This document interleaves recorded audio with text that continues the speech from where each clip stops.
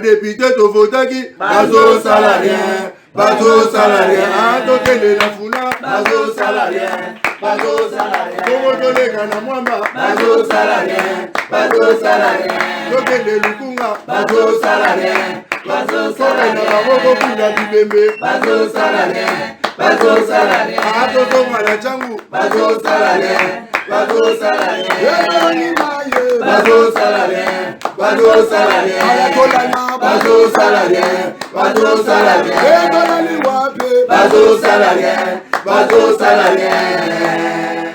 Mbote na biso na bayenyo so bozwili kama ya kotala émission yo bakino balobi. Je vous aime bien.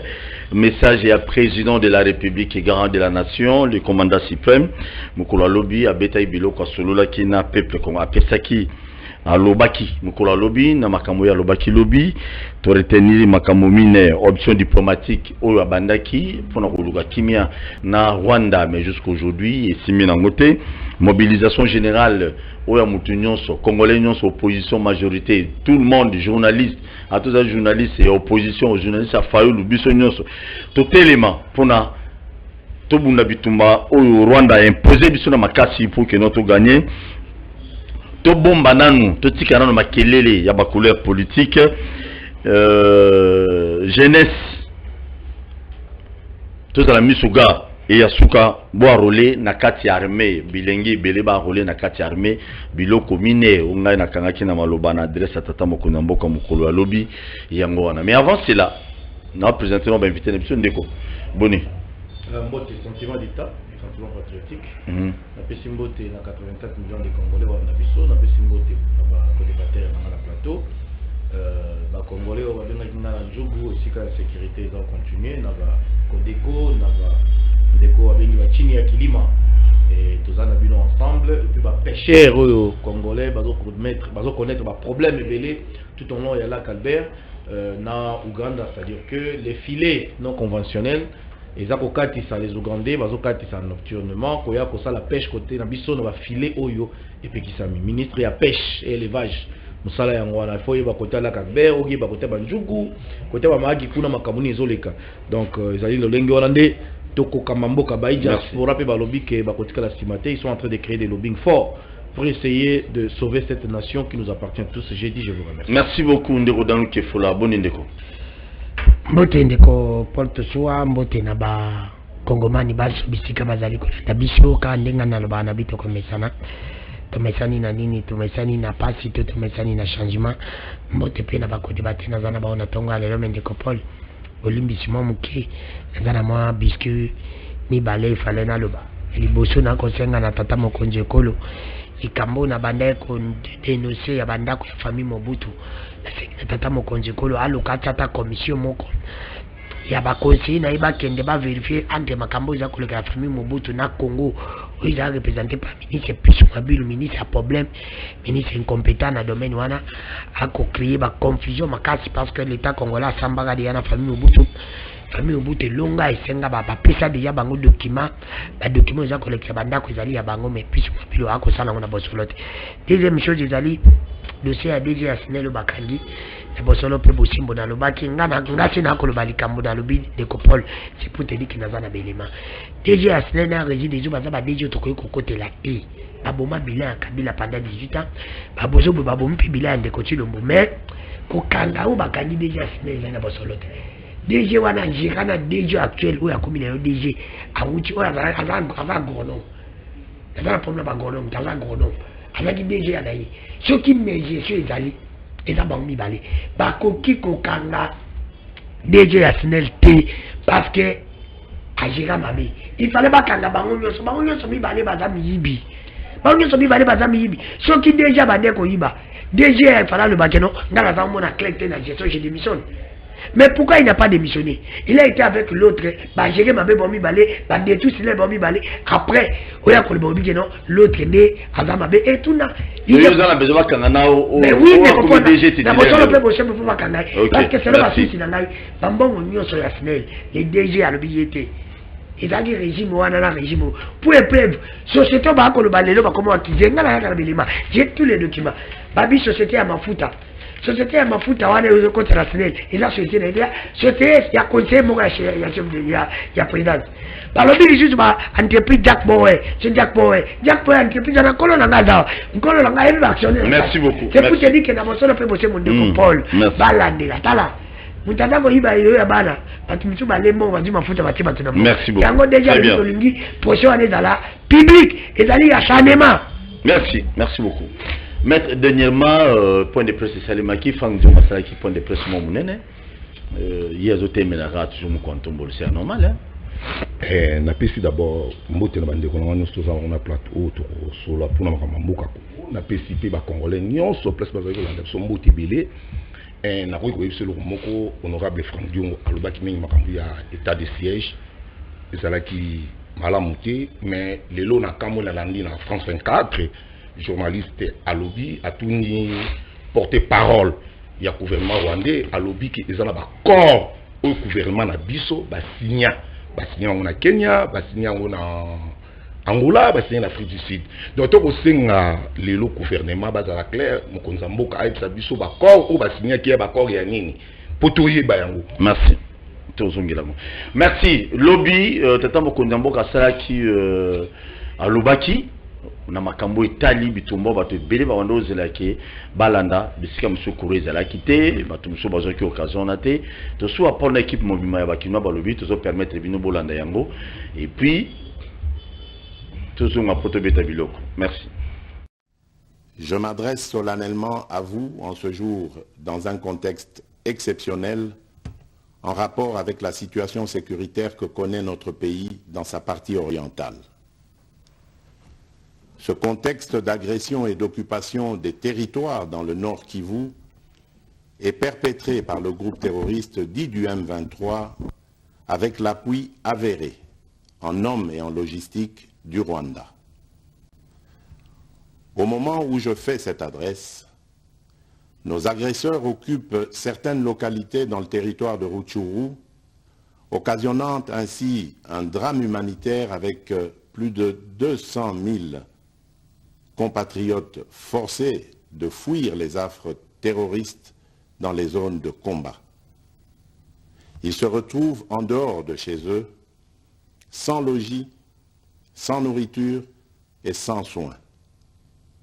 Des instructions précises ont été données au gouvernement pour leur rassemblement et leur prise en charge.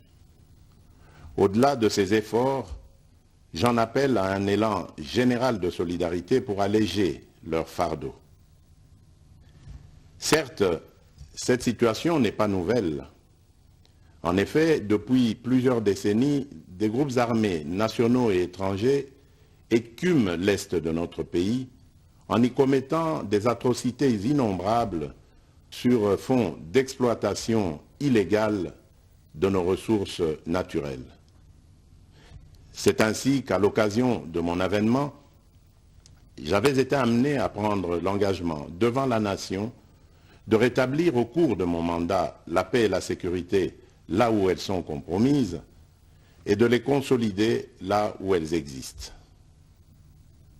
Sitôt dit, sitôt fait, j'ai sans délai et de bonne foi commencé à développer, notamment avec tous nos 9 pays voisins, une diplomatie de proximité en vue d'établir avec eux des relations de coopération franches, transparentes et de caractère gagnant-gagnant. Avec l'Ouganda, par exemple, nous sommes allés jusqu'à décider de mutualiser nos forces armées afin de combattre ensemble la nébuleuse des ADF, une milice d'origine ougandaise qui cependant n'opère que dans le Nord Kivu. Et aussi, nous avons lancé 2 projets de construction de routes transnationales.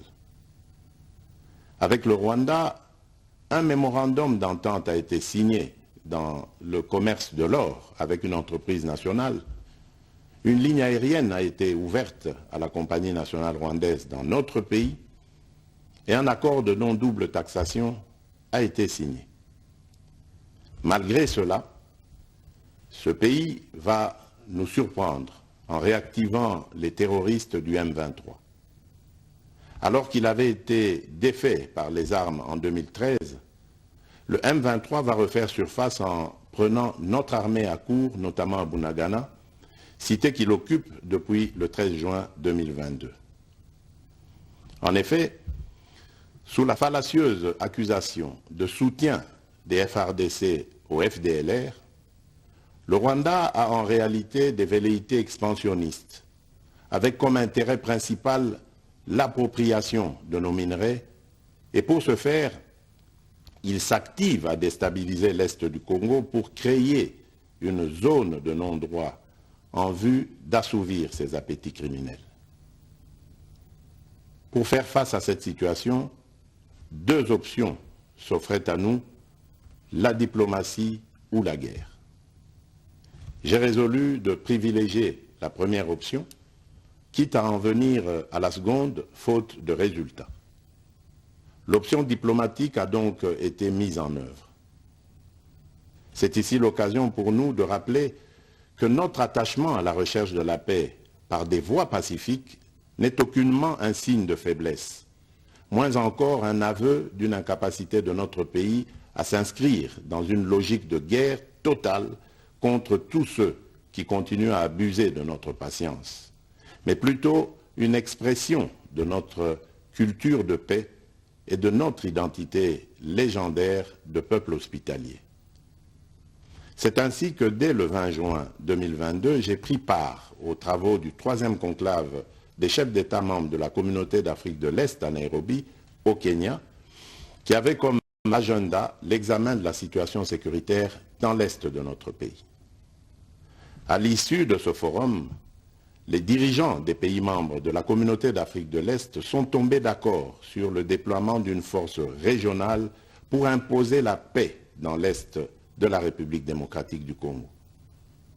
Le sommet a appelé à une cessation immédiate de toutes les hostilités à l'Est de notre pays et a demandé à tous les groupes armés, tant étrangers que locaux, à déposer les armes immédiatement et sans condition et à s'engager dans le processus politique. Le 6 juillet 2022, j'ai accepté de rencontrer à nouveau le président du Rwanda, cette fois à Luanda, sous l'égide du président Joao Lourenço, sous couvert de la Conférence internationale des régions des Grands Lacs africains, la CIRGL. Il en est sorti une feuille de route qui stipule entre autres objectifs normaliser les relations politiques et diplomatiques entre la République démocratique du Congo et le Rwanda. Et pour y parvenir, la première action retenue, arrêt des hostilités et retrait du M23 des positions occupées conformément au communiqué final de Nairobi. Une fois de plus, aucune avancée sur le terrain de la paix attendue par notre population n'a été observée. La dernière activité diplomatique en date a été la rencontre avec le président Paul Kagame autour du président français Emmanuel Macron et à l'initiative de ce dernier en marge de l'Assemblée générale des Nations unies à New York. Ici également, pour l'essentiel, il a été acté le principe d'un cessez-le-feu immédiat et du retrait inconditionnel du M23 des positions qu'il occupe, toujours sans résultat tangible sur le terrain.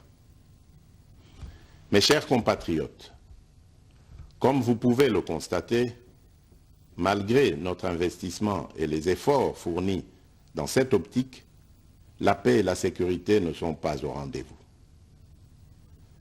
Garant de l'indépendance, de l'unité nationale et de l'intégrité territoriale, je réitère mon engagement constitutionnel de défendre la patrie jusqu'au sacrifice suprême.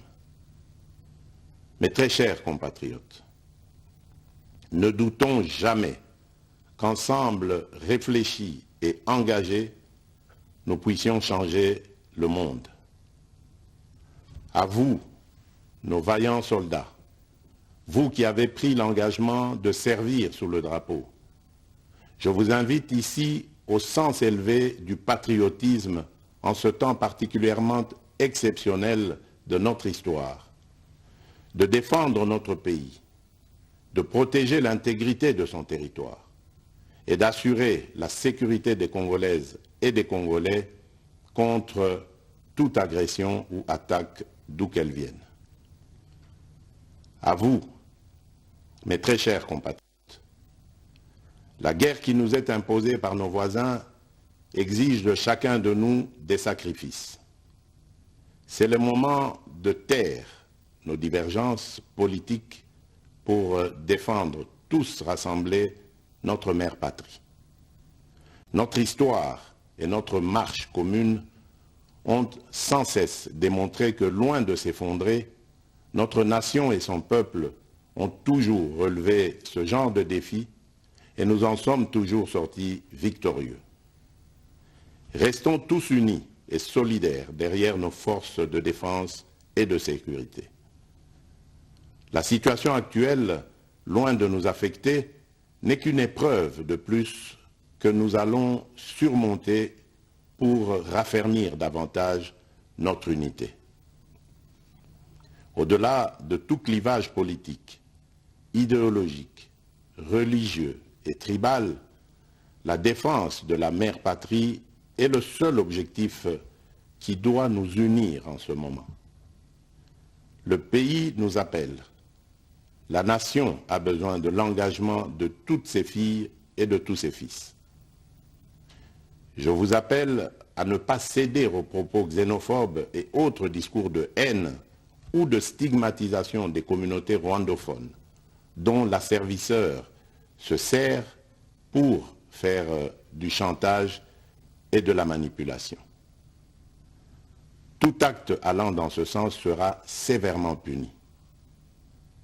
En réponse à la forte demande de la jeunesse, j'invite celle-ci à s'organiser en groupe de vigilance en vue d'appuyer et d'accompagner et de soutenir notre forces armées, nos forces de défense dans l'accomplissement de leur noble mission. C'est ici l'occasion de mettre en garde tous les traîtres civils ou militaires et autres brebis galeuses qui servent les intérêts de l'ennemi. Ils seront exposés à la rigueur de la loi en ayant le juste châtiment que mérite ce genre de comportement.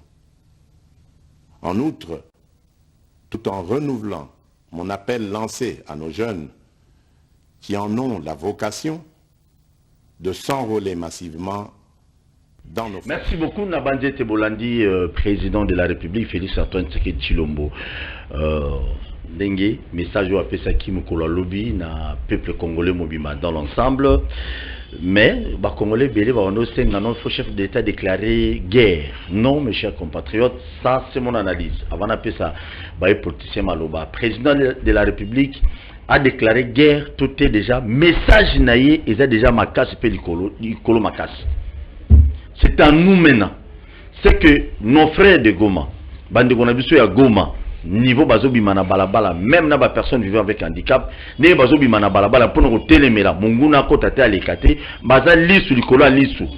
C'est quand même important. Parce que na minute toi de na bitumba a déclaré tout pour peut-être chef de l'État boye ko déclarer guerre pour nous repasser monguna ba piste. Mais oyo pe ba konzi musu bazali ko sala ya FRDC ba nommé sika na ba ministre na ba quelques membres du gouvernement, c'est sûr certain to rabouti ne le ko mo malam. Donc Congolais, Congolaises sont derrière les Moukantombolo, président de la République, Félix Antoine Tshisekedi Tshilombo, pour que la plupart des choses l'Union soit à l'Obiwana, Moutou tiré à Malam, mais à Malam Mingi, tout défendre les cas Congo, rien d'autre. Merci beaucoup. Nabosana qui est introduction parmi les sujets Nabiso, n'avez pas illustré Biso élément président William Ruto, il y a Kenya, déjà troupe Nabango. Déjà c'est sûr certains comme en Congo d'ici là. La téléphone. Je ne vois pas. Merci beaucoup. Il serait on a pris ça la bien ma casse. Merci. Tu as peiné musique. Ouais basoda. Ouais basoda. On a déjà format basoda. Donc Rwanda va piquer pende. Président de la République. Ah ouais Sambela. Avancez mouké. Ah ouais Sambela. Tu as peiné. Bon oui. Très bien, merci. On va aussi parler de ça. Merci Nazo Bandepa de Danou. Dans nous Tolandi, discours il y a président de la République. On a dit président Nayo, président Nangaï. président ba congolais nyonso Félix Antoine Tshisekedi Tshilombo oyoki biloko ya beti nyonso oye alobi pour intérêt pe pour na kimi ya mboka na biso beta biloko.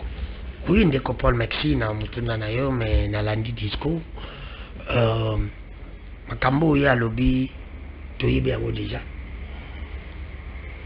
Nini makambo ya alobi toyebi yango déjà. C'est-à-dire tozelaki tolingai koma bongo magayi le bango na retard mais souci na biso nyonso ezali ke guerre mais je l'ai toujours dit que si ça dit pour la violer constitution a violer en pour aussi ça bitomba pour l'intérêt à peuple mais pas pour l'intérêt na yé pas pour l'intérêt à famille politique na yé mais pour l'intérêt à peuple ça va violer là tu na senga ki pe na banjo le bana ça qui que et puis na koma boye ndeko dadu na tikala yo kato ka ministre congolais mokaza le payer 3 mois 4 mois ça député bon bazaka la premier pays maté donc aka ba métier ba professeur ndi bazali na la senga ekutu na inano etikali ba ministre tout bazala ba pays afuta bangote abongo da ba yibi koki ba DG ba député non ba yibi to ba futami ba na droit futa ma salaire ba yibi ye moko bazala pays bakanga mbongo na to baboka ngona choke na hôtel de ville kango bile ba bazala 20 mois pays ba futa wale oka ba su 14 mois na ba una tra kuna yi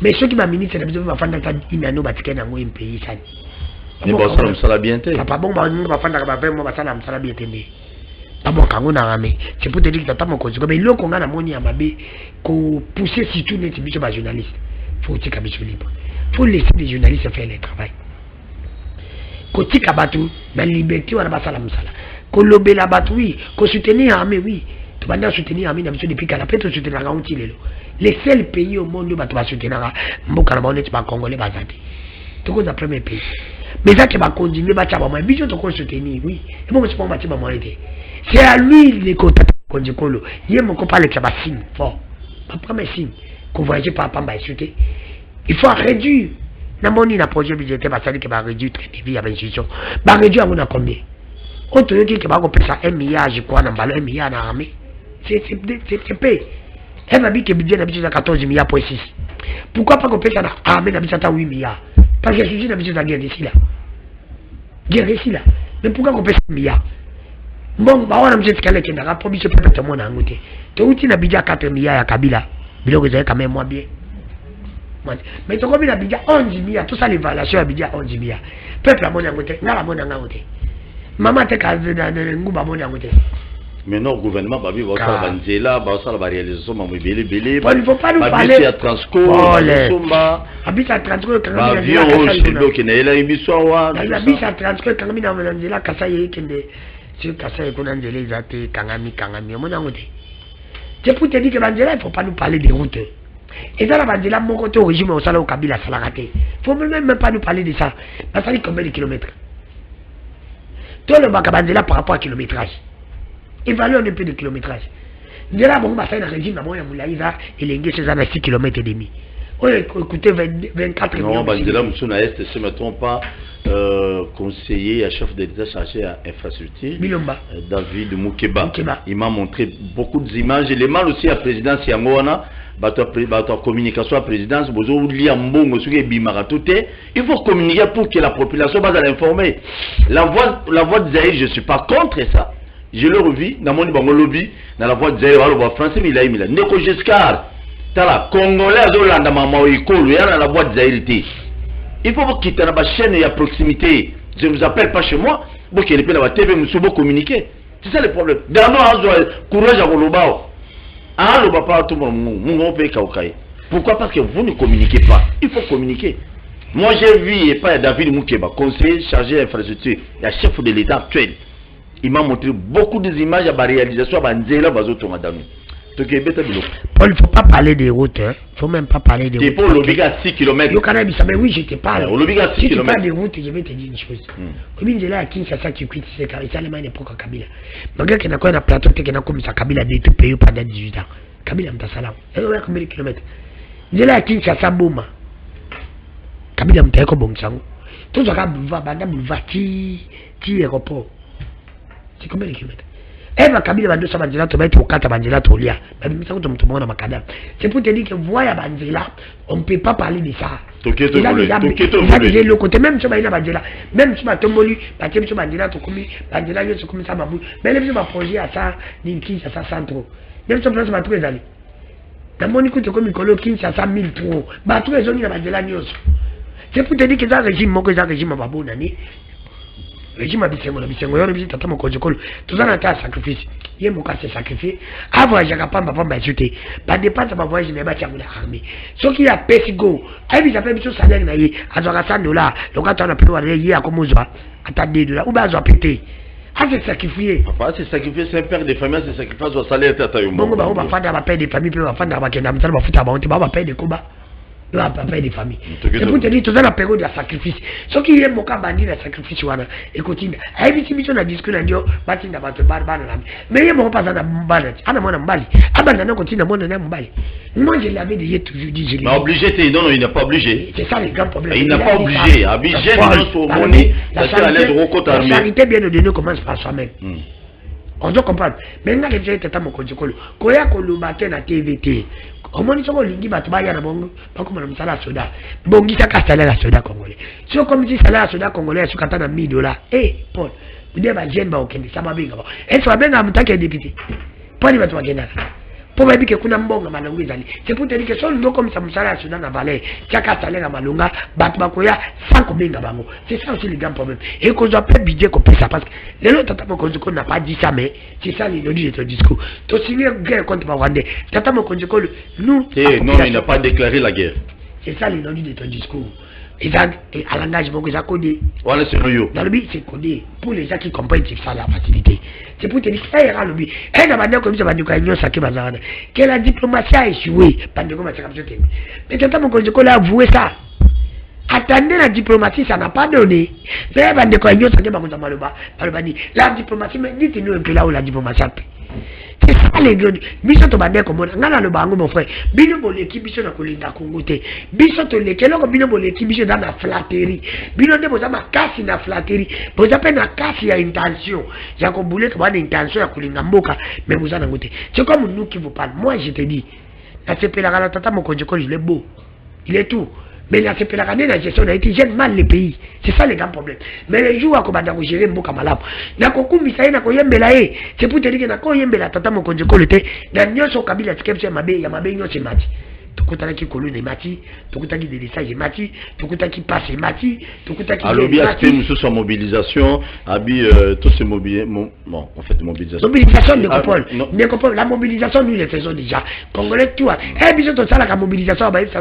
Hata bo simbate parce que biso to simba mobilisation là ko kanga ba wande ngala ko tshanga tata mo konjikolo. Ko zo ambassadeur cadre de oui c'est bien bon. Il faut kanga ba frontière. Kena ba des choses à makasi. Kokanga ba frontière kokata relation po ekoti na Rwanda na babuki yango kokata kokanga des bombes mo koyo kokanga ba frontière ndiko Paul là c'est les ya biso première chose deuxième chose kokata relation diplomatique ya biso na Rwanda kozomi ambassadeur c'est pas que relation diplomatique kata non faut kokata relation diplomatique la troisième chose ça la guerre contre ba Rwanda comme bango ba M23 ba oli ba Rwanda ba oli mate bon biso maintenant tout attaquer Kigali. Qui te va dire que Rwanda le Malubini, lui n'a pas une place pour faire la guerre. Place n'est pas ça la guerre, il ne sait pas si c'est les amours. Bisous, tu vas tout ça la guerre, il y a quatre Kigali. Banga va récupérer Goma, mais bisous, tu vas récupérer Kigali. Tu aimes ça, bon, c'est beau, Tiki Goma, bisous, tu Tiki. Ce qui est Tiki Boudaga, la bisous, tu Tiki. Sinon, comment on a fait, comme on a fait de France, parce que tout ça, on a casse. Mais là, comme Rwanda, l'équipe bisous, Kozaka, la Bakonjo, on raisonner 10 ans en avance que bisous. Bisous, tu as raisonné, non, Pamba, on est que Bakonjo, Tata Mokonjikolo, tu as raisonné que ça la guerre contre Rwanda. Dans le cas, Rwanda. Merci, mais alors la bango bako alimenter M23 bako comme une possibilité à alimenter M23 sous son lobby tout ce qui a clivage politique ma camp politique la minute tout ce qui a moto ça. Là je suis pas d'accord avec lui. Elle dit qu'on est dans M na 2013 sur 2012 il y a qui pour la Kabila pas M23 la même chose c'est la même chose bibe le ko lingba salote ko sala ngingati il y a ça là on était pour Kabila la qui opposant. Pourquoi il demande déjà de faire Alex Sabiso ya yebi il y a 37 ans d'opposition Alex Sabiso maele Alex Sabiso quand mon papa qui se quede allez ba ko gérer régime que na régime na izaka bandeke andeke bazaracho aller à Pimboué tous ces gens sur bazar tout vigilance ça ça mon connait 5 tous à la mais nous Paul tout ça toujours nous sommes toujours vigilants Et nous avons vigilé qu'on kanga Rwanda, bah il s'est habitué à l'ubini. C'est pas les Rwandais qui sont ici, bah ça la biso, bah ça la biso bitumba. Non, c'est pour te dire que nous sommes vigilants. Quand mon conjoint tout ce que vous nous demandez, biso tout ça après à ça on peut tout ça là. Même si tu sais ngio, somba binduki, pesa basona ba condition bien, pesa basona ba moyen, ba bunda. Merci beaucoup Dano. Merci, n'oublie pas de s'abonner à la chaîne sur YouTube. Émission au fond la téléphone, tant au fond la téléphone, bien la liberté. Kolinga, oh ngala comme on dirait, Mobutu alinga seko. Quand on a intention à dictature ngila, c'est-à-dire mais yo lobby qui non pour la Congo bonga, on dit mi à violer la constitution dans les dictateurs. Qu'on viole la constitution nous comme dictateur. Dictature a compétition à battre le bas. Tout comme quand tu m'as évalué la côté mon côté. On est comment raisonnement ma vie. Je suis pas d'accord. Merci beaucoup. N'oublie pas de s'abonner à la chaîne sur YouTube. Je disais ceux qui te font du téléphone pendant au benga makamoto le belalelo, ils allaient sensibles. Quand je dis sensible pour nous bangs ça on anda côté mais au moins tant aux benga pesa likanisi. Na tira une discours sur 11 minutes. Au batumuswa ba président, ça batumuswa ba lele bambon mais Alexis nous fait. Donc pour boyo kabo comprendre pour boyo bête tata mokunda mboka lobaki lobby ni notre yo contribuer biso pe bato to ananda. Vigilance oui, kosarole na armée oui, ko boyo yosko likanisi za ligne na moment porté. Ndeko na ngai beta biloko. To la ni discours biso na yo. Na sepeli mingi ndeko mokonza mboka lobby. Mutu akoko linga ba agresser mboka na ya zate, biso tout on a souci kimia ekota na mboka.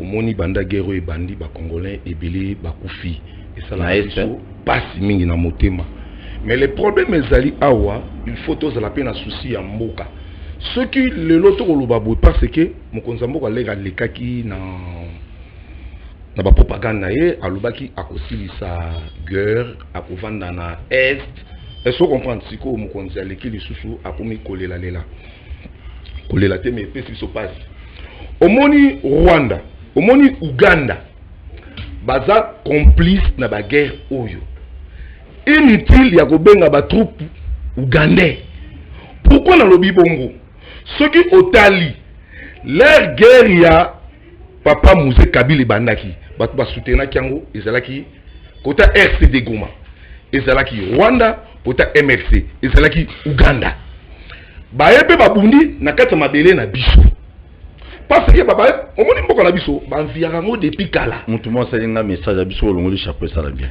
ba nviaka mboka na biso depuis kala ba richesse o ezali na Congo o mona leur Kabila ye guerre ko continuer président Tshisekedi ye guerre ko continuer te ko kama moment moko bo ko signer ba accord na Uganda ba soda Uganda ba ye ndeko na ko yebisa bino loko yo ko ndimake Rwanda yemda ba bomba Bosco Tangani yemda ba bomba Kunda Batwa Uganda yemda ba bomba Makenga est-ce que bato ba ko aider Congo ba aider Congo te même tele ba yibaka ba richesse à Congo et quand à Rwanda transit nango kenda Kenya est-ce que Kenya akoyela motema malamu vers Congo donc il faut évacuer pour la guerre ici là et ko senga biso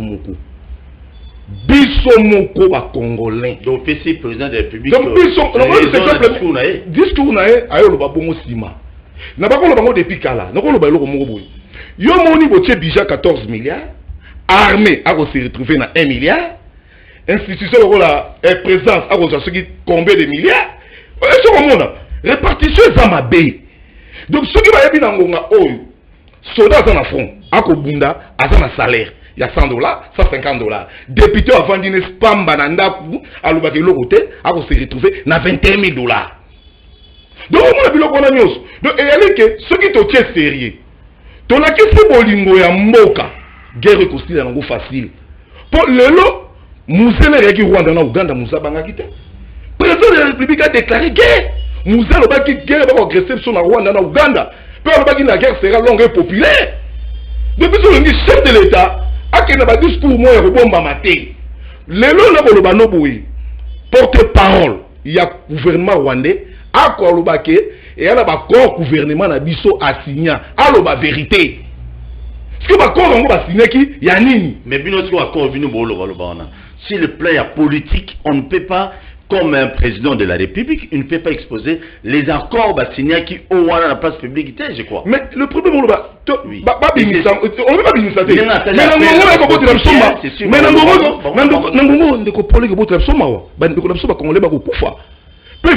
les communications soient solo. L'air boko la rupture bako ko se biso ko sala offensif. O mo na biloko so vérité zate. Biso to lingi vérité zala. Dans le baki likambo na lobi lelo so to kepa occidentaux. Ba américain wana ba soutenaka Gagame. Gagame aza mwana na bango. To ndongola na esprit ya ko kende vers ba américain.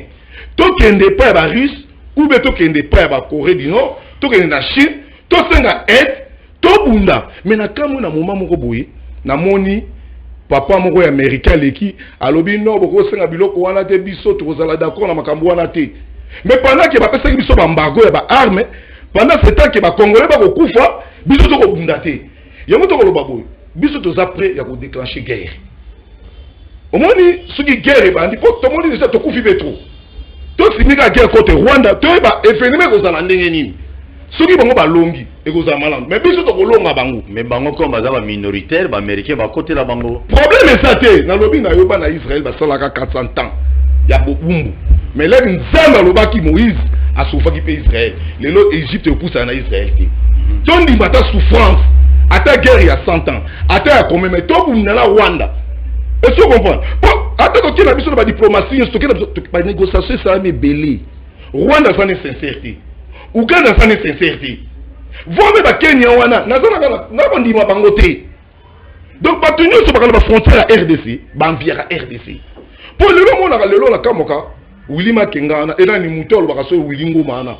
Tata, on a mon asso, moutouné, ça va bien à éviter. Il y a un autre bagana bas. Babia, dans le Congo central. Oui, et ça, n'a évité. Toka mangote ndeko koka mangote to monaki vient na biso Roger Lumbala pendant biso toza en opposition to ko bundisa ndeko Kabila mais Roger Lumbala po to bundana na système ba marche Roger Lumbala kena okuta na bakunda batwa pe ba ko manani ba congolais vraiment na Mbujimayi oh mona donc biso mona ba congolais toza na amour ya mboka te ce ko teli lelo ba parti o lelo kotisi ba rébellion et c'est là ba congolais ce que to kei na ngambu ya MLC baki na Uganda toki na ngambu ya RCD Goma ezalaki ba Rwanda omona eke yo lingi ndeko na yo osili munduki oboma ndeko na yo mais na pouvoir on va se retrouver à mingi kaka bango bato babomisi bato donc omona biloko na yo se ko sala passe yango to loba bo chef de l'état nga lobi ke baluka batu tozala vigilant toza vigilant pour ceux qui vigilant te be bato Goma ba ko manifester te na Goma de battre la Goma va manifester, biso pe a peut osa ekenge. Mais là on va ça so passi. Ceux qui ont identifié mutu, la police ba kondima yango te. Au moins à l'époque à Mousé, bato ba kota ki lokola ba fou. Pour le présent lobi que bon dans la vigilance, c'est que M23 déjà pour la naki ngoma Willy wana. Alors ba kini toza na Kasai, toza partout, toza se reporter. Alors ba ki yango. Il faut les donc ce que Batoine les gens infiltrer biso na kati aw. Donc biso to kozala président mais gouvernement bango ne baza ba hauteur ya makambo wala bango ne ba ko si sa guerre. Peuple a okengela mais bino ndebo défendre peuple na bino. Bo pesa ba soda ba teni obi lelo na koloba boy bana mo konzamboka zumboka. Ako kamba mboka lelo 4 ans jusqu'à présent Soudan ba zu ba sokototé. Ba zu no ba tenité. Mais ba jeune ba s'enrôler dans l'armée. Au moins, nous avons un mois qui coûte pour $100 ou bien pour $150. Merci beaucoup. Merci Naozongelayo. Merci beaucoup. Tobo sana ko s'abonner na chaîne sur YouTube. Te bato bobinga bozala calme bobinga na moment opportun na qui pande ko na pichu. Ndeko.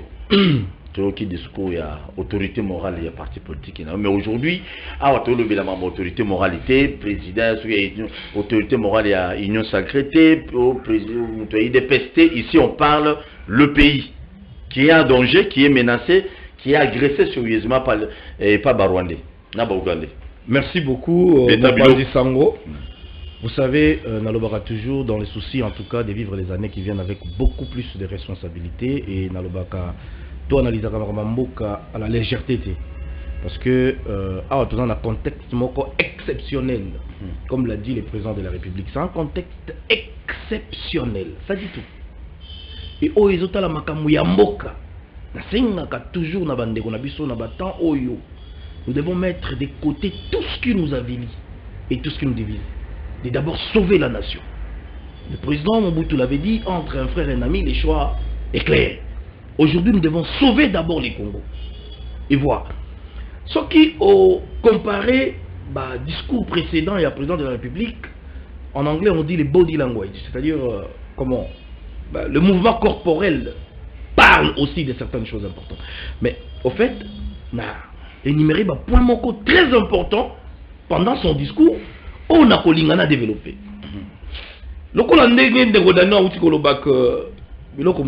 Déjà oui, l'agression. J'ai toujours dit que depuis cette guerre d'agression imposée à la RDC. Imposée? Oui. Pas à la RDC, par la coalition Ougando-Burundo-Rwandaise. La RDC a encaissé une perte énorme en vie humaine. Femmes violées, Batouba Koufi, plus de 12 millions de morts. La Libye n'a que 6 millions d'habitants.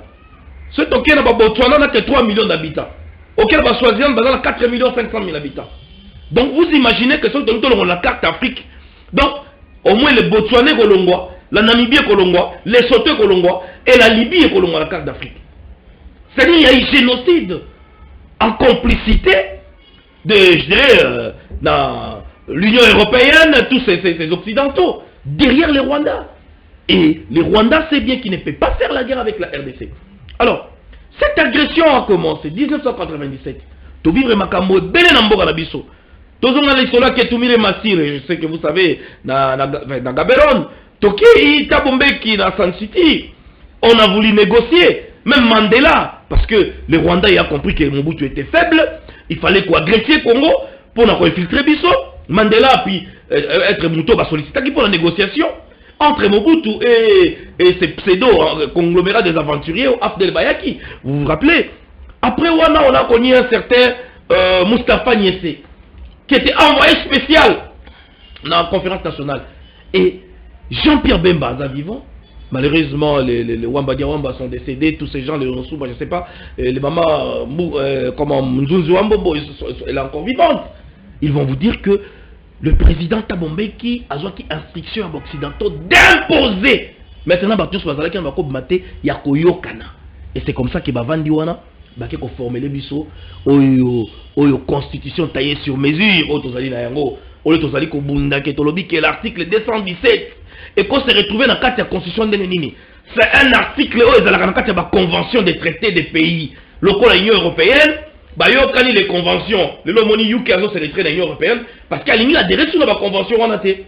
Et biso au lieu qu'il y ait la convention des traités locaux dans la SADC, la convention locaux dans l'AIC pour dire que la République démocratique du Congo peut conclure des traités d'association et des communautés comportant un abandon partiel de sa souveraineté pour sauvegarder l'unité africaine. Bango ba memi yango ba belligérant comme on nous a piégé. Ba ke ko tiango na kati ya constitution congolaise. Toujours on a discours ya Mkwantombolo. Yango nazali linga ko sala liaison na makambo ya discours. Le président de la République il a parlé de la solidarité. Il a dit soyons solidaires. Je pense que c'est un appel pathétique, c'est un appel patriotique pour Nabiso. Nous devons être solidaires. Sauvons d'abord le Congo. Sauvons cette nation. Et puis Tokoyeba Makamusu Yassima. Il a parlé de la diplomatie de proximité. C'est ce que je ne croyais pas bien avant. Je disais toujours cette diplomatie, côté la parcours au dialogue, concertation avec les Rwandais. Et les Rwandais sont vraiment déterminés. Il y a une partie à Congo et dans la suggestion na Bango comme ils l'ont fait. Vous savez que le 1-23 Bazoa Villéangoma pendant beaucoup de temps. Et je vais vous révéler, Massangu Moulongo est vivant. L'objectif, c'est qu'ils ont retiré Mbongo, banque. Ils ont pillé Mbongo, la banque à Nord Kivu et Sud Kivu, avec Kunda Batouare. Comme ils n'étaient pas sincères, il fallait déposer, à présenter Mbongo Wana. Et pas à Kagame, il a présenté une partie, Bakanga Kunda Batouare, pour punir Yé Bavansa na Rwanda. Pour Nakobomba Likamouana. Bosco Taganda et un sujet rwandais, tout le monde dans la CPI. Ce sont des choses où ils ont enseigné Bisso. L'autre, on a un certain Willy Ngoma, un pseudo-congolais qui agresse la République démocratique du Congo. Alors, on a un discours à chef de l'État. Je pense qu'il est temps, chef de l'État, d'abord qu'on se débarrasser de son entourage.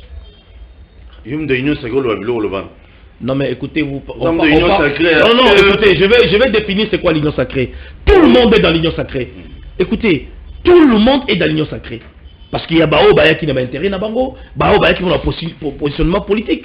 Et l'union sacrée ne fait pas la nation, ne fait pas les institutions de mon pays. Je soutiens mon pays et ses institutions. Je suis un patriote, libre et parler et donner mon opinion. Un nationaliste. Un nationaliste, je le dis toujours. Parce que Toyaka Awate pour applaudir seulement ce que le président de la République a dit.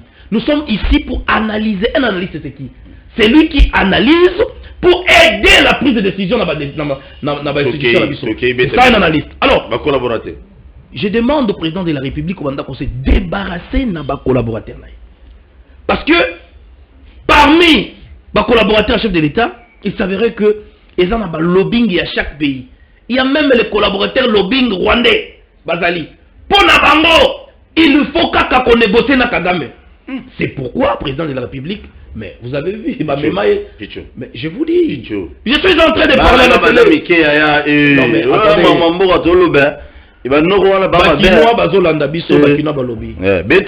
suis en train de parler ici, le président de la République doit se débarrasser de son entourage. La première des choses. Parce que le premier cible du Rwanda, le premier cible de l'Ouganda, le premier cible de Batu Oyo, la convoitise de la richesse d'Abisso, c'était lui seul le président de la République. Parce qu'il savait que c'est lui qui avait les droits d'ordonner. Et aujourd'hui, l'ordonnance, il y a président de la République. Le président a parlé des groupes terroristes. Il a dit que les M23, Bazali ba terroriste. J'ai aimé, parce que l'autre fois, on a construit Bango le Kolaba rebelle. Et le président a compris que, donc, Nakati il y a M23, et ça n'a pas Rwandais, et ça n'a pas Ougandais, et ça n'a pas Burundais, et même les Soudanais sont là. Et ces gens n'ont pas exaction au Bango va commettre dans Mboka Nabiso. Ils ne peuvent qu'être appelés des terroristes. Pourquoi? Aujourd'hui, les États-Unis, Guantanamo est en amate, torture. Ils ont condamné la Guantanamo. Mais les États-Unis sont parmi les États aussi, Jacques, les Nations Unies, pour défendre les droits de l'homme. Et les terroristes aux États-Unis, quand ils le meurent, il n'y a pas la prison pour un terroriste. Il y a un gros le phare de ces nations, quand ils attaquent les M23 aujourd'hui, on ne sait pas défendre les M23 par la communauté internationale parce que le gouvernement les considère comme état de terroristes. Donc ceux qui ont coûté la M23, bon, mieux c'est un terroriste. Pour lui, c'est fini. Le président a dit que les Rwandais veulent s'approprier de nos minéraux. De nos minéraux pour gérer. Je vais encore ajouter pas seulement de nos minéraux. L'invasion rwandaise d'Amboka Nabiso, c'est pour l'occupation. Occuper nos territoires, nos secteurs. Parce que tant que Balingi va côté la gestion de la chose, je me pose des questions. Les CNDP va côté la gestion armée. On a vu des brassages. Tout le monde va côté l'armée. Et ils ont, ceux qui ont toujours parlé de l'infiltration, parce qu'on connaît que Batouana va occuper qui va poster clé dans l'armée, dans les services de l'État. On avait connu un certain monsieur mort au Congo, allé enterrer au Rwanda. C'est qui est hallucinant. Ouais. Et aujourd'hui, ben ça c'est une autre question pour en gagner tantôt que l'on a option il y a Baza Ebele. Ebele même na Goma so ke ba ko ebisayo la petite barrière grande barrière et puis Masisi Lubero Matadi ba ko ebisayo. Alors, ici il a parlé de diplomatie et la guerre ou la guerre. C'est là où je vais un peu essayer de faire comprendre. La diplomatie pour moi, la diplomatie n'a pas abouti. Parce que si la diplomatie avait abouti, les lots oyo combien de fois Basegui Nabango cessait l'effet immédiat d'un retrait des troupes. Et vous allez comprendre maintenant qu'est-ce qui se passe derrière cette affaire. Je vais révéler. Tangu Kaka, Monique, l'ambassadeur rwandais est expulsé du Congo. L'Union africaine a annoncé Malamoko dialogue intercongolais. Mais un certain Jean-Marie Runiga, qui est porte-parole, il y a M23, qui réside maintenant au Rwanda, il s'est dit favorable au dialogue Rwanda. Comment est-ce que le monsieur qui réside au Rwanda, qui va se dire, et lui n'est pas branche armée, hein, on va la branche politique. Parce que l'M23, avec la stratégie au Bassala, il y a une branche armée. Donc aujourd'hui, la branche armée, on va se acquiser la branche armée qui est pas Batou. Non, nous, la branche politique, on combat nous avons une société civile, donc on dialoguer. Mais dialoguer avec qui? L'ambassadeur rwandais qui répondit et dit ceci, après son départ. Mais ces gens-là sont congolais. Bozo Bango va se retirer pour se retirer où? Et dans quel pays? Ça cause déjà un autre problème au faut régler. Alors, l'option mise en œuvre, je pense qu'il y a eu encore un petit souci na Ndenge, na Moni Makambo Salemi, il fallait ça les mabongoté parce que conseil de ministre va faillir la mission na Bango. Pourquoi? Parce que quand expulser ambassadeur na biso et c'est n'a quitté Conseil supérieur de la défense et banda. Et moi je pense que le discours du président de la République devait d'abord anticiper départ et ambassadeur. Donc c'est-à-dire qu'il fallait dans le président de la République à tenir le discours où il a pu côté dire. Et puis tout le monde va fait que l'ambassadeur est parti. Le peuple va encourager dans le discours où on a colbaqué. Toyebi que le corps ambassadeur accueilli peut-être une déclaration de guerre contre les Massiko. Mais qu'est-ce font les ministres? Et je demande aussi la démission de ces gouvernements Samadou Konde. Pourquoi? Parce que ce sont les ministres Oyo. Mais il fallait pas décider d'abord dans le conseil des ministres. Pour la condiment, qu'on soumettre dans le conseil supérieur de la défense, pour la on va faire ça avis favorable. Il y a pour ça la déclaration de guerre. Et puis le Sénat et le Parlement fait sa autorisation. Le président de la République au sein la déclaration de guerre. Quand même, ce sont de grandes décisions dans le Boka.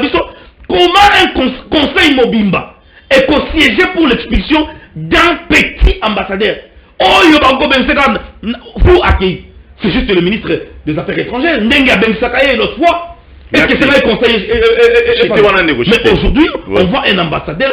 Tout ça comme ça y est, je ne sais pas à quel niveau topé ça y est. Je dis encore beaucoup de éloges. Qu'on va laisser un conseil Mobimba pour nous expulser un ambassadeur. Ce sont des erreurs. Le président de la République a se débarrasser rapidement dans l'entourage et attirer dans la jeunesse les gens qui ont des idées, les gens qui partagent des idées constructives pour la défense de la nation. S'il n'y a pas de lien entre la police et la population congolaise aujourd'hui qui sont en divorce, je vous dis, rien ne va marcher. Merci. Les services de renseignement. Moi, dans l'armée, ce qui s'est passé, on a bien une réforme. C'est une mise en place.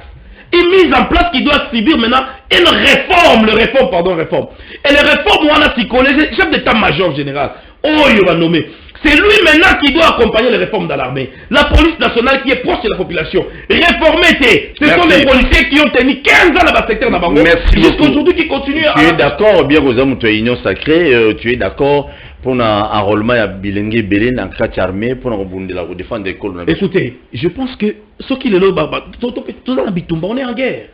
Mais nous, ceux qui ont eu, j'aime pas enrôler, qu'on s'enrôler si on armée. Armée, formation militaire, tu fait ça 8 mois, 6 mois, 7 mois. C'est-à-dire que c'est après une année que tu as dans bitumba. Et donc, on doit d'abord se préparer dans autres ans. Ceux qui te montrent ton quitter, on doit faire appel à des alliés, je dirais, sincères. Pas aux des alliés qui ont été hier, l'autre fois dans l'affaire. Parce qu'il y a des faits qui sont des pyromanes, sapeurs-pompiers, qui nous ont agressés hier et qui viennent nous aider aujourd'hui. N'arrive pas les Rwandais à président Kenyan. Mais l'Ouganda, qu'est-ce qu'il doit faire?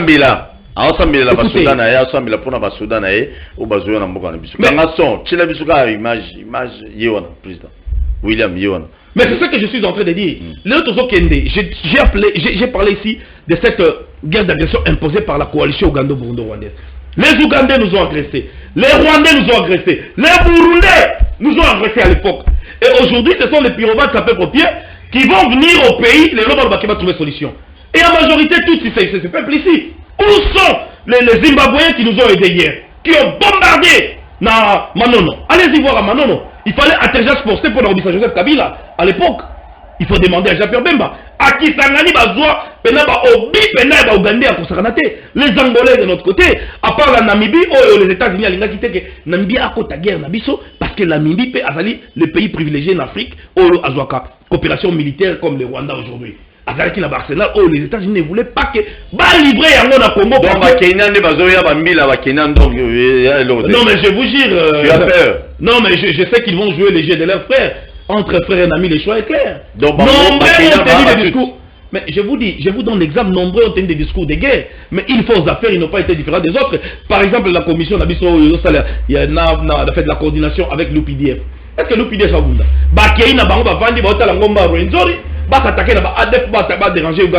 Donc ces militaires viennent se positionner au Congo pour sauver leur pays et leur pays. Merci beaucoup Ndeko, merci. Merci beaucoup na ba union so bozo tala biso. Likambo ya Congo, tout le monde est au côté ya Ndeko na ngai. Danuke Fula. Basoda wa Kenya bazoya wana. Dakisa basoda Kenya papa. Basoda Kenya bazoya déjà na bikoti na ba casque na mon président na bango kutu. Assemblée. Pour passer assemblée en anglais ou en anglais. Assemblée pour na basoda ne baya pour ba tcha biso pour. Papa ta 2 minutes pour na fungola téléphone ba congolais monsieur wa pesa biloko. Maître bon. Paul, ils ont théâtre de chez nous, ils ont théâtre, ils ont aventure. Avant de kobinga mutaya bunda pona yo photo na mutwana. Yo moko zana nous 5e dan. Ozobinga mutu aya bulira za 2e dan. C'est-à-dire ngolo banino. Et biso basuda na biso kabila de tout pays atika biso 8e. Négocier mbaya comme si biso 11e. Méthodologie ya bango ke ya zakante. Comment to benga batoto liki na positionnement? Parce que ya biso batoto classe raté. Bala oide biso. Alors que biso to liki ba na makasi. On a été théâtre. Vraiment théâtre. Makambo pesa ngandi kanda yango. C'est bon. Je te dis Paul. Bon. Faut même pas que tu le bilan. Mbongo ba pesa basoda Kenya, ba kompesa basoda na biso. Quand ils vont venir basoda oyo. Ba ont touché combien? C'est 1500 $. De babiso. C'est comme si. D'abord la continuer c'est 1500 $. Si ba pesa soda na biso. C'est la biso bunda koleka basoda. C'est na momo ba monta ba mbongo to le bilan te to na moma bitumba. C'est pas bien. Paul na webi chez mon vérité dans la katikati te vérité za côté moko. Zali kamona Satan zamba au côté là, zali kamona zambite. Faut pas nous pousser à tromper. Faut pas. Kulinga to sa masumu tena ukosa. OK. Tika biso to babo soli la vérité. La vérité blesse mais c'est la vérité. OK. Si ba kanyo pour le vérité même ça ba à soutenir. Mais ba kanga ote pour kosi. Jimina na bimita ko bosana. Jimiki tena za na prison. Pour ko banga te ko kanta te kene so bangi prison di ba ko kanga ote. Okoza pe na volano pe pere otuchi mutakuvi ba kangio. O banga ina. OK. Ako kango pe Tu évoluer. Vendredi au Toyoki ba négociation msoza na Angola. C'est pour te dire. Oya RDC na Rwanda. Je te dis que les 4 au 13. Pourquoi tu négocies? Tu négocies na Rwanda la langue nini? Président négocie na bonne langue, c'est ce que ba na lingala. Parce que ba yo quitter. Tout ça sur na moya ko négocier te. Biso moya na biso ka ko signer bitumba contre ba Rwanda ba Uganda. Ko ça la guerre ndiko. Ceux qui ba ko beta biso ba beta pe biso na. C'est un problème. Tu nous appelles premier pays de l'Afrique. Rwanda côté ça bana ba on a mutu. Ya ko ba ke parti ma bina ba uza kana EDC. Il faut passer la guerre contre biso. Biso peut faire contre ka ba na biso to mota na mutu. Que biso peut sala ka guerre contre ba Rwanda po makanta ki ba ki biso na makasi. Peut-être que là ata biso to kogite ba panga na bango. Bana biso mko ba koya. Il faut to mejuka kana le pays wana. Comment voulez-vous qu'à l'époque à Mobutu Kongo a été respecté? Mais à l'époque, à Kabila, jamais tout ça qui est respecté. À l'époque, à Décotu, tout ça qui est respecté. Tout ça respecté, tout ça respecté, c'est pas banane. Bah, Rwandais, bah, Ougandais, bah, Burundais. Congolais, a respecté. Même si ça se trouve à Azobinga, la besoin de pas Pamba. Il y a à l'époque, à Mobutu, mais Kabiso. Et tout ça, il va y avoir pour les tout comme Congolais. C'est pour te dire que la personne peut bosser mon nom, des copains. Peut-être mon conducteur, là, le but, diplomatie foutité. Comme la diplomatie n'a pas payé, on fait quoi? C'est ça. C'est la guerre. Alors, pour la guerre, tout ça va moyen. C'est ma soeur, ma condition bien, Paul. Tout ça, ma minouki. Tout le cas, tout c'est un petit peu tout ça, bitumba. Non, c'est Paul. Dans le que non. Au moins, d'être aux élagas changement à Congo. Des bas chrétiens, des élagas, à Jésus-Christ. Biso, aux élagas, Jésus. Dans le oui. Il y a un problème. Au moins, il y a un peu de temps. Oh, il faut tout ça, mais là. On passer mieux sur la besco. La besco. Oui, je te dis. Merci. C'est la place de la mon ami, mon la distraction. Responsabilité, c'est la responsabilité de la biche. C'est la bonne connaissance à fallir de votre coucher. Pas ma poule, rien, fallu que tu as mis ici. Attends, mon ami, je t'ai dit, fallait que ça plus de. Et puis, ma bénédiction a jeté ça plusieurs fois, bonne euro.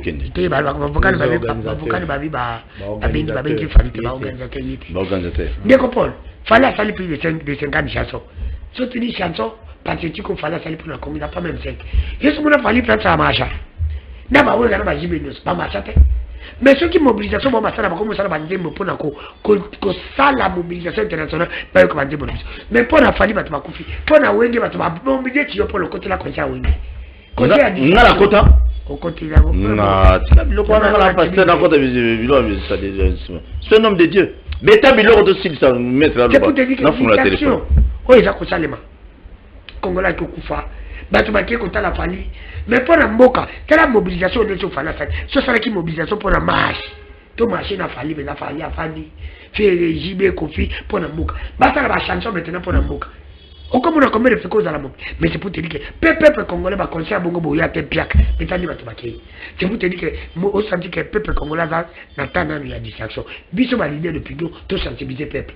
Et là t'as biso mon peuple, tout est là. salon, trop c'est trop. Tout ça, ma beaucoup. Très bien. Merci. C'est le mouvement de Bandouka et Bazali. Tu fais comme une akine, et qui doit la 4 distraction.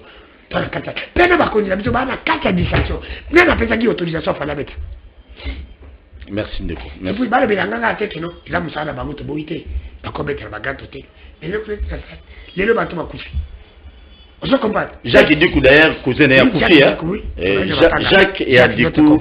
Jacques Dikou, cousin est à Koufi. Parmi bateau, Koufi na stade de Martin à Koufi na na conseil ya Fali Poupa. Responsabilité zali ya ba Ogaba. Jacques, mais c'est ça condoléances. Responsabilité zali ya l'État. Na ba yo ganja te à conseil. Mais c'est pour te dire qu'il y a besoin de mon peuple. Merci. Pourquoi nous étions pas? Je te demande de na bosso le peu bosser mon gars de kodanu que foula na mon intérêt à peuple. Merci. Tata mo konjiko la ta l'intérêt à peuple à organiser. Allo bakate, allo bebele to lembi. Tu vas tonda kala ko le bade meto zo tonda. Ça ça tu vas discuter des années. Mais tout le monde va acte. Merci. Attirer senti, attirer mon solo bakasi na katsagami, na peti basoda ba moyen, pa ba kisala basoda et kozala. Merci. Asala, akani sa peta tabatu, voir mon consenti nikité, atika batu ba la vérité, peut permettre bango po ba bongisa. Merci beaucoup. Merci beaucoup Ndeko. Pour Ndedio babi kalate na Luanda déjà. Uganda na RDC susu. Pemeni na président angolais. Et local bosso na ngolo ba pona ba troupe Kenya. Ba Kenya na mambo guerre ba bunda te. So ba kutanga ma ba soda ou ba bunda ki guerre do ba pays Afrique bunda. Afrique bunda guerre, Kenya zate guerre bunda, Kenya na bunda guerre te. De batanga ali ba RDC, batanga ba Angola, batanga ba Mali, batanga ba Libye. Donc kutanga la biso ba Kenya te. Na par exemple mon abi Kenya ataye. Au moins il mo epesanga passe. Monesco bango mo ba sa sur le terrain, mo mkolo chaka Monesco ba luka. Bakuta ba minerai na kata chaka ba Monesco. Il faut que patona nyonso bazana intérêt moko boui. Donc les autres toquent na négociation, tout le négociation, attends na négociation. Tout ça dit plusieurs négociations. Tu bandit depuis ngala bandika depuis Kabila, les pères. Ndela bakuya na ba troupe na yi. Tozui fils. Tozui président Tshisekedi. Combien de négociations? Bah ça c'est incertain. Objectif na bango baboto la mboka oyo. Pona nini il faut que ba infiltrer la armée na biso ça fait à 25 ans. Bazali. Le président bato za la vigilant. Ba konzi wana pe misuso baza ba Rwandais. Ba Rwandais pe oto yebi ba yaki ba kotanga na ba Lubumbashi. Il faut ba benga na bango. Parce que pendant cette période de nationalité. Tout tala Rwandais za Rwandais. Tout ça tout. Mieux au fond na Hutu ko fana na tout. Ok. Que attends Vandi. Objectif tabongo zaka ki un jour baboto la territoire. Obi ke ba corps musu musa asigner na so yebi. Mutaluba kango seri ya ba afdel baba ki no ba signer ba corps ba pesa bango parti ndambu ya kote kuna est. Donc bango siko comme ça idéologie ba kote ki yango ba yena ngo ti lelo. Yango to ko lo babo lelo ta ba ke négociation. Ba ti négociation en Angola. Président, ou ti négociation en Angola. Ya botsa le côté. Mais ba ke 3 fois. 3 fois l'année, Moko. Est-ce que Simbi? Merci beaucoup. Le président Azala Claire a déclaré guerre. Pour Moussabanga qui t'a la guerre sera longue et populaire. A signé qui guerre. Pour guerre aux Alamalamu, au moins du Bango, Bango l'a dit comme le roi Bassi. Il faut même sentir que tous amis Bali. Bango l'a marqué tout uni. Pour pas solo passer dans Bango. Bango est belé, présent. Net ne connaît pas sur le Balkamo, il y a bien. Abia d'accord, t'es dans bateau, tout la présidence de la République. Oui! Au moins la diaspora, nous n'aurons pas l'obaka. Au moins les côté de commis. Donc, Batimoussou va se retrouver dans la présidence sur la Rosalem sous 20 000, 30 000. Mais soldats au Hazana, champ de bataille, a se retrouver dans 200. Un mot d'amage, il était dans le mot d'amage et à la raté. Très bien. Merci beaucoup. Merci beaucoup. Na ba union so bolandi biso to fungoli téléphone benga pesa likansinayo ko benga pour démoraliser ba soda na biso te ko benga pour démoraliser qui ça sauter. Non rapidement. Na chez la solo ba biso do asala ki vidéo na o bande ko leka vidéo mona ba ko juste c'est comme tu bakangi. Na ko senga na tata mo konje kolo soki bakangi tata mo konje kolo ko tali kama ba vidéo. Merci beaucoup. Parce que dali na sensité. Nous heureusement le oui, soda ko asala vidéo boy. Mais ba bien za M23 non. Wa ba no mela mai. Ba tu ba bi ba lui congolais. Soki ya solo ka va congolais botikai. So dans M23 akende. Mais dans le moment de guerre, baza va presser na ba ni. Le film qui entrait à M23 dans le village Moko. Ne comprends pas mes amis. Ce qui va dénoncer. Merci. Allô bonjour, s'il vous plaît, s'il vous plaît. Allô bonjour, micro à téléphone. Bonjour papa, volume à télévision, yo mutali bosso na volume. Kitsa volume to ka ondeko. Bonjour, tozo ka. Ben yo api komunani. Merci au maître. Beta biloko. Est-ce que makambo plutôt ba peuple to fait un message pas une ba pandisango. Est-ce que comment même pas continuer vraiment. Le code de bazar télévision wana et pas dans la plateau na yo wana. Est-ce que message faut que le ba pour la substance. Est-ce que comment on va continuer on va faire la Ok, merci beaucoup. Et là, il y a pas de question. Bon, mais c'est pas une réaction pour côté. Bah, on va tout faire, on a la S pour le tout faire.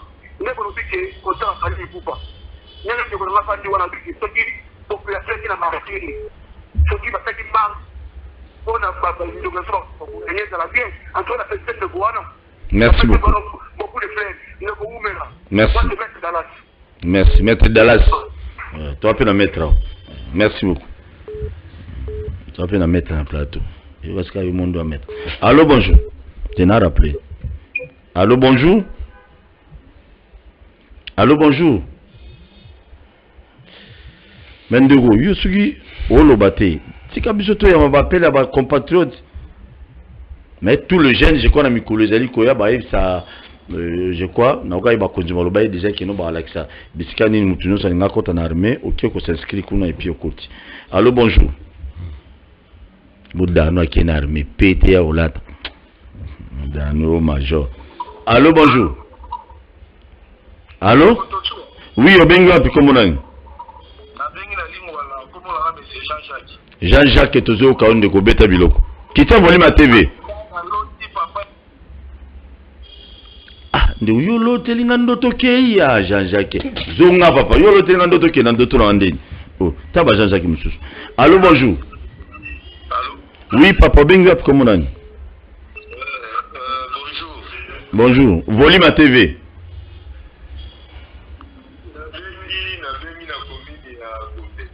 Kombo nani papa Chesco beta biloko tozoka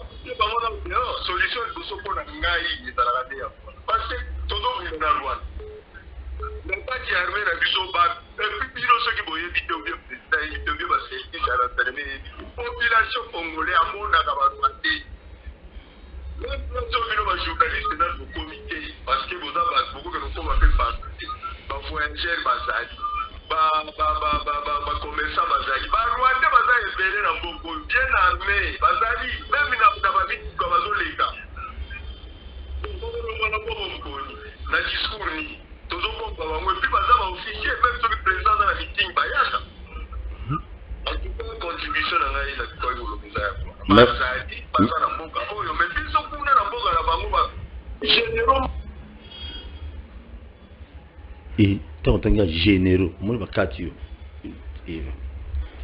mutu alingwala yebisa ndoto na ngai kuvana ndoto na ngati tika baje benga bolo bandoto batu nyusu bayo. Allô bonjour. Allô bonjour. Voilà.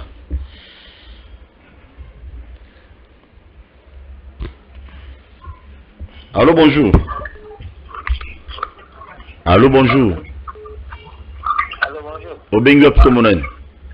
Bonjour, quand tu sois. Tozo ka onde ko bengi biso api komunani. Na bengi depuis commune Kinganseke. Ndeko, awa bakitaka volume poto sola bien. Kitsa volume no to gagner temps ndeko. Bato beli bazo benga kitsa volume.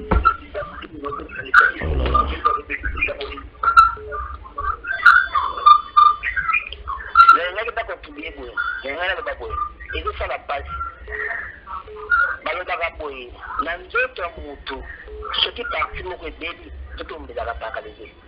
Comment expliquer biso na kati ya Congo parti moko ya mboka na biso eza occupé na barwandais mais toza na biso tranquille baconseil ezobetama nango badepute na biso bakonnexe bakende bango baweekend na bango baza na bango tranquille baza mpenza à l'aise. Tandis que basoda baza na este baza na bafamille na bango moral eza bien te bazobana na bango bazotanga na bako. Ok, bon, tu as un message c'est autant malheureusement. Pesa obengi pesa likanisi na yo tolo barate basoda bana est na minute bitumbe koti to na barwandais bazo menacer biso déjà donc yo est-ce que vous allez prêt ya ko affronter bango ndenge biso to affronter bango na télévision boy. Allô bonjour. Allô bonjour. Obengi wapi comme na ndeko. Tozo ka hotel ba makasi. Oui, tout au cas.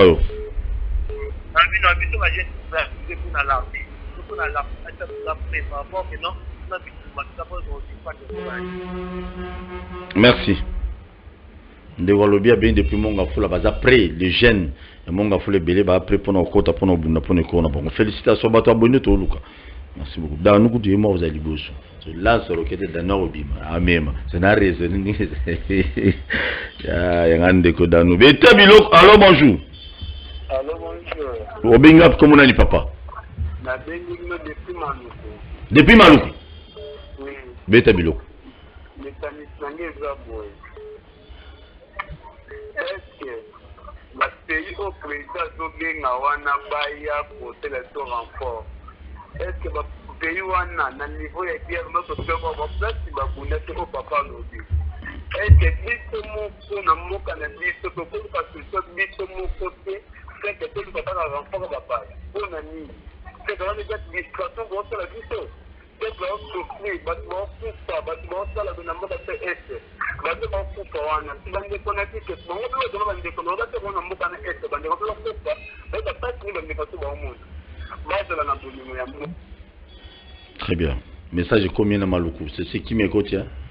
Mbongo ya ba sinistré au bautai kwa mutu na Maluku. Beaucoup messe biso be ba journaliste photo comme appelle le système ya IGF. Ba konzi. Biso peto beleli boki no peut vérifier rapide.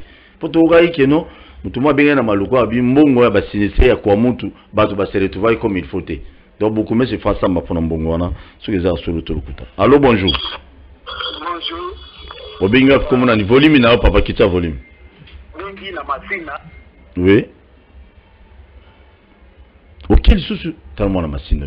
Yo boyo kina sonia. Tu as mabuntu souci. Ah, pas beaucoup maître. Yo photo e ba mbongo wana so ezaki ndeni. Allô bonjour. Allô. Oui, obengi wapi komonani. Allô. Obengi wapi papa volume na yo ko biso te. Kita volume à TV. Voilà. Ouais, to bengi na commune de Kalam papa. Toujours kao. Ouais, toza na awa Kalam Mobimba, toza prêt au guerre wana. Ba jeune basé belé to après au guerre wana, il suffit au kota tina Rwanda wana to kota to bomi ba Rwandais wana. Bon, c'est bon. Tolingi to sabino boy bot bolo mula ba musicien na mambo ya politique. Wewe wala ta tenite fala wala ta tenite pa ke kubunda kuna guerre. Bonsoir ba député wana ba kena na palais du guerre kuna. Mot son armée. Pourquoi? Nous avons pris au guerre papa. Nous avons pris au guerre ma tête au guerre wana. Allô? Allô?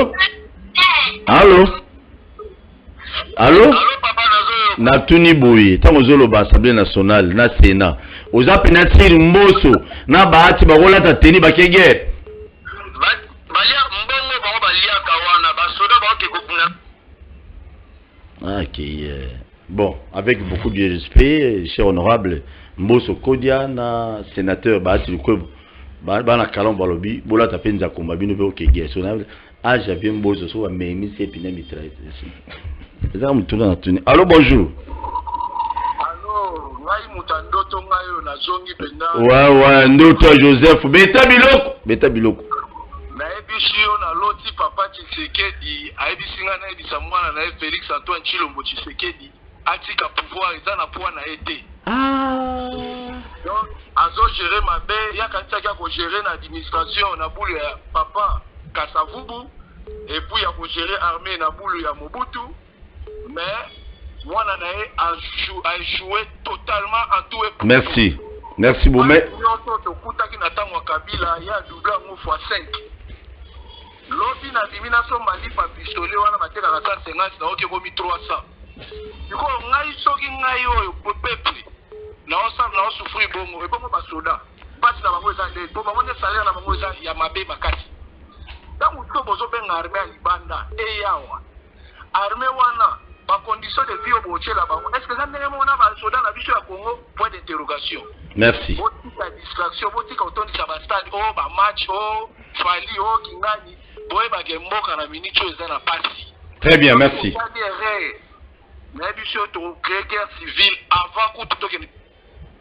Monsieur Sil. Merci. Oui, merci pour tout ça. Je crois que le peuple a le bibi sur tout peuple.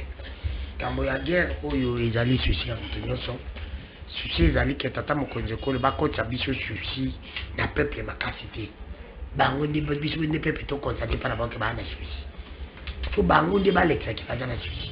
Kanya kuna sepela jusqu'à mon konzamboka ala tata te la soda. Allô? Un système mingi. Allô? Oui, toujours ka bengi up comme là. Bonjour papa. Oui papa, bengi biso up comme là. Na bengi na komina monga foda na kansengo milukende. Toujours ka yo. Akomo nanga me deblesse. Deblezo toujours ka ndeko. Na lobibo yi. Jona ni imagine nani oya bisa est. Oyo ko zon si imagine oya ya kata capital ya uzomo na ngondenge ni. Isio moko nani goto ana kata capital. Ulu de tondi ba niko metrizango te. Desa do sala musala mongo muke. Sala nani loko wa do sala pona biso. Fam desa lo ka do sala mwana mboka taito ka do sala mongo muke. Awo ka songo sala ninga songo fulumi. Ouais, papa. Merci beaucoup, Ndeko. Merci, monsieur Sili, on a débordé. Merci. Merci. Bino au motan va soda mi. Et bah non bah mi bino va soda. Pour le moment guerre, tu sais il y a mucho zéro malo. Oui, c'est ça Paul, c'est pour te dire que à cause du bac biso na système mon côté il pas la biso te bango de balle qui sa biso qui va comme na Suisse, peut sa biso Suisse. Nangana c'est plus discret tata mon konjekole ya lobi bon. Mingi pani za ka ba raté. Il fallait à la tatini à Basoda. Ingis à la bière. Non, on a déclaré guerre. La guerre n'est pas déclarée. Non, non. On a évité Balata à tenir quand même. Moni, attends pour nous déclarer que ma veste est platine à Basoda. Il va payer ça qui est sur la terre. Et bon, regardez, tu vas payer ça qui biso, va payer ça qui était à numéro 1. Ah, ok. C'est pour te dire que les autres comment attends mon de Kalubi ma cambo ya ba musique. Tout ce qui a pas fait non non. Tout ça compte mais ça na bangote. Moi je dis que apport na bango. Non moi aussi je suis leader d'opinion. Apport na on a sensibilisé par la TV. Apport na bango dans la musique na bango. Ngongo na bango yo kaka. Et autres tambola partout, même na Madagascar bako yo ka bango. Et ba linga bako ma musique internationale. Et là-bas même peut voir ya mboka libanda. C'est comme ça. C'est pour te dire que ba yemba ba sala ba nzembo et ko za la bien to za na ta sacrifice.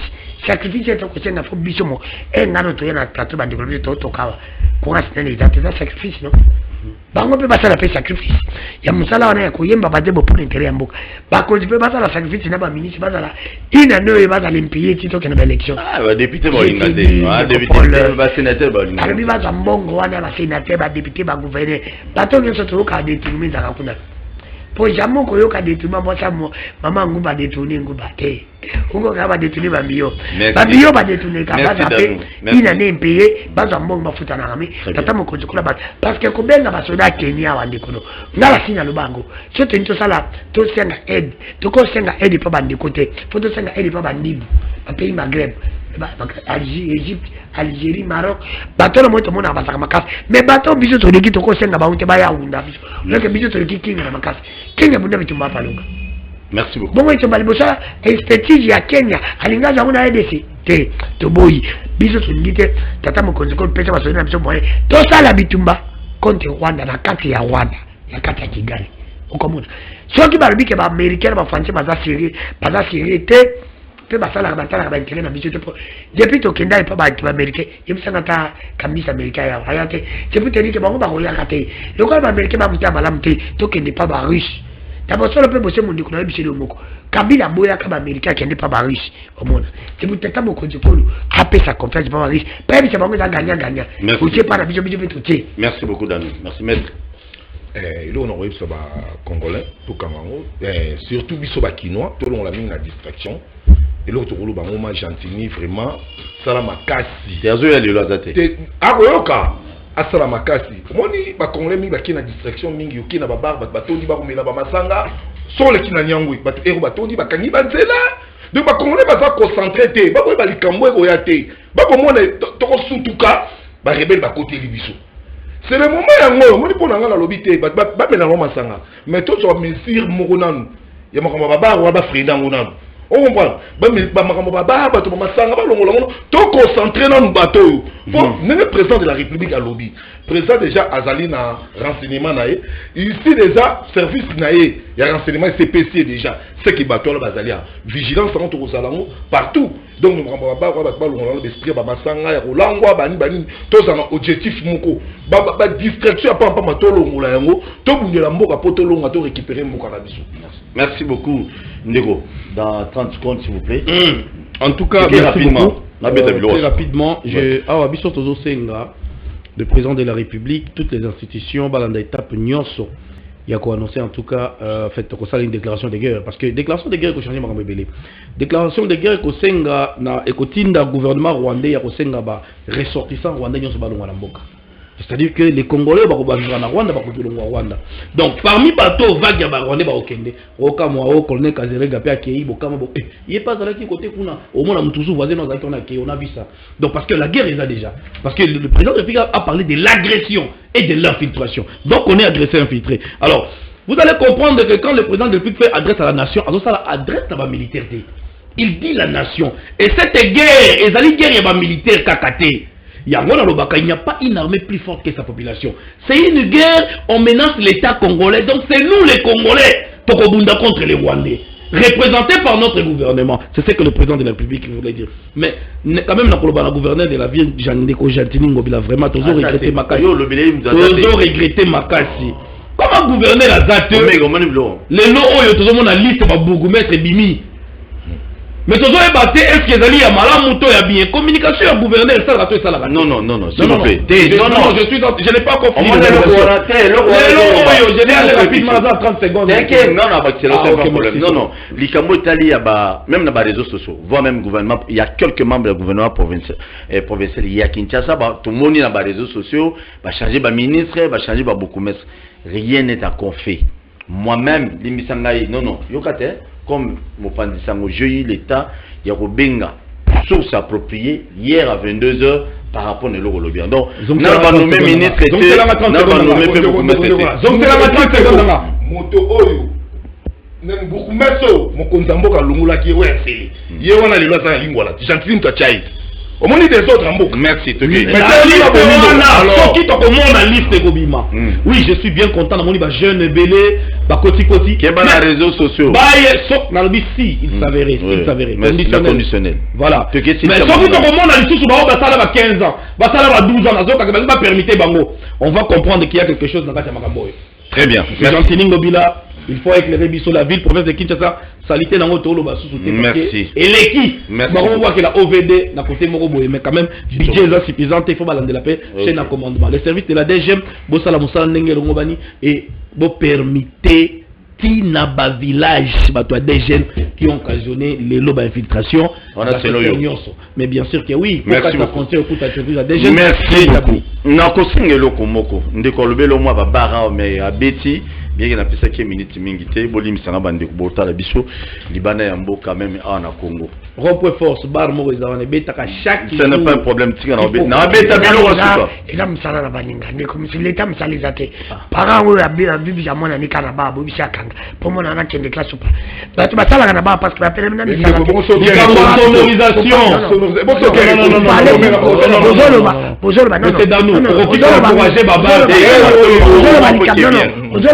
musique, je parle de la sonorisation.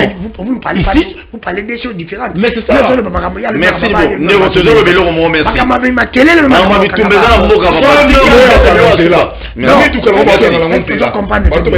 moi je suis le bas musique, oui. Pourquoi ça me tape comme extrait? Non, s'il vous plaît. Nous sommes tous le babi sur notre bélo comme dans nous sommes tous en batumi balimi ça tout ça là bien. Parce qu'en Mboka, il faut tous à la sérieux quand on parle de ça. Moi ça me fait mal aujourd'hui. Na ebité ndeko moi bengi on a téléphone à l'obété non. Na kati nzoto suis parti moi nzoto. Et baby tu es oki. Parti monsieur ça la pacha biso misa tu ndeko. Ça la laisse. Ozo bilo kwa suka. Mais la question que je pose à tous les Congolais qui condamnent les autorités aujourd'hui, la question que ce soit Paul pose, est-ce que pas si au Banderonabiso ya Goma ya Sud Kivu na Nord Kivu bazo mona lelo, au espace ya Grabandundu, 3 provinces on a Grabandundu bazo mona lelo, est-ce que Banderonabiso ya Congo central bo sentir amu? Et ça mutuna tuni. Est-ce que Banderonabiso o ya Chopo bozo sentir amu? Bandeko na biso Sud Ubangi, Nord Ubangi, est-ce que vous sentez yango? Pas si, oh bandeko na biso bazo kufa du jour au jour grâce à Barwandais, na ba Ougandais. Na pona mabele na biso. Yonde ko na biso o ozana Sankuru, est-ce que vous sentez pas si wana? To kondana rambangu mbangu. Mais to mitala rapé biso mokoti. On condamne les autorités, je conviens pas na défenseur na bangote malheureusement. Tout s'entarapé pas si wana. Pour te sentir en tala na makambo yo sala na vie na yo. Toujours ba politicien. Si tu volais l'argent, tu détournais l'argent de l'État avant. Mais na moment bitumbeza na mboka. Est-ce qu'il faut détourner quand mbongo? Aux alaki na kati armée par exemple. Au bandé ceux qui infiltration sur bano teka sur mamuni. Est-ce à l'instant où il y a des milliers de Congolais bazo kufa na est-ce qu'il faut continuer quand?